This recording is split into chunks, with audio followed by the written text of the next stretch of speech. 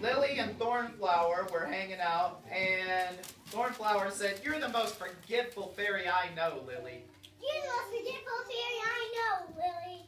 Since the fairy's been away, you haven't watered the flowers or watched the gnomes." Since the Queen Fairy hasn't been here for a while, you haven't watched the flowers or watched the gnomes. See, look at this gnome and the mess that he's making. Gnome. Look at this gnome and the mess he's making. She said, "It's time I became the fairy palace manager." It's how I became the fairy palace manager. And the gnome went away. And Lily said, "I'm going to make it up to the fairy queen. I'm going to make it up to the fairy queen. I'm going to organize the best fairy ball." Came out and said, "Well done, Lily." Well done, Lily. Thornflower was furious.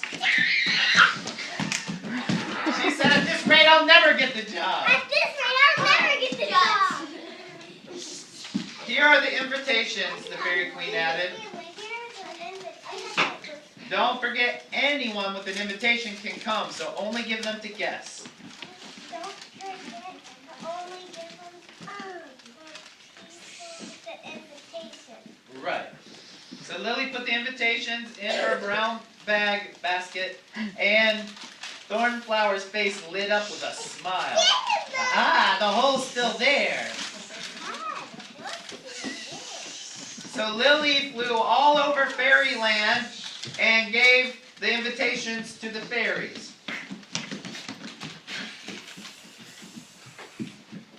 She flew over the wild woods to reach the elves and pixies by the sunset sea, but it was only when she got home did she realize that there was a hole in her brown bag basket. She said, "Oh no, I forgot to patch it up." Oh no, I forgot to patch it up. Some of the invitations dropped out and anyone could have found one.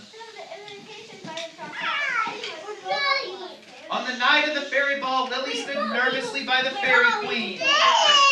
All the fairy people who had invitations were there, and Thornflower was there too.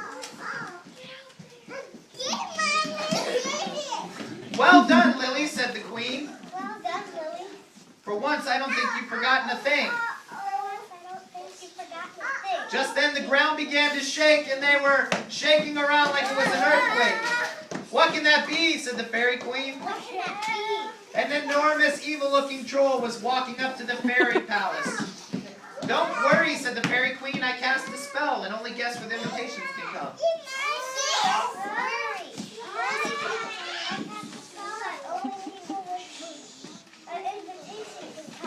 The trouble is,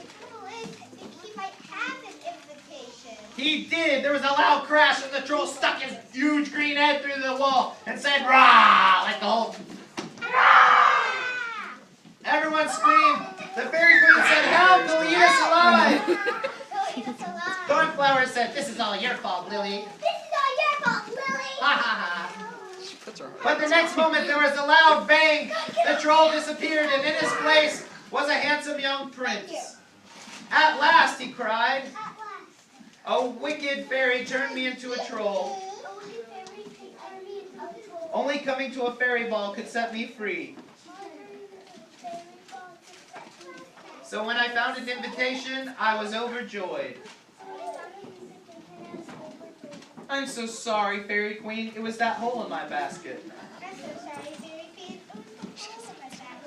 The Fairy Queen looked thoughtful and said, "Never mind, Lily. Never mind, Lily. The ball is perfect, and it's not every fairy who can turn a troll into a prince." She said, "The end."